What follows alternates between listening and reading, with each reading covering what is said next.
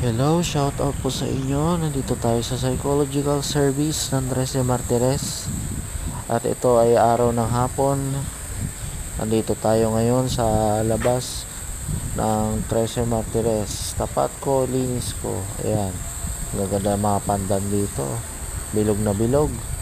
Tsaka nandito tayo ngayon sa labas ng ospital. At meron akong kukunin. Paparinyo tayo mga kapsat. Nandito tayo ngayon sa liblib ng lugar. Ang gaganda rito, puro puno. Tataas ang mga manggahan dito.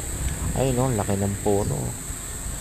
Sa mga lahat po ng mga nanonood, huwag nyo pong kalimutan i-like at i-share. Mag-comment po kayo please. Paki-subscribe naman po para awa nyo na. Pasensya na po kayo ay dahil medyo matatagalan ang ating upload sa darating na araw na to. Abangan nyo sa darating ng A13. Medyo gagawa ko ng panibagong edit sa araw na to. Medyo matatagalan tayo ngayong araw na to. So,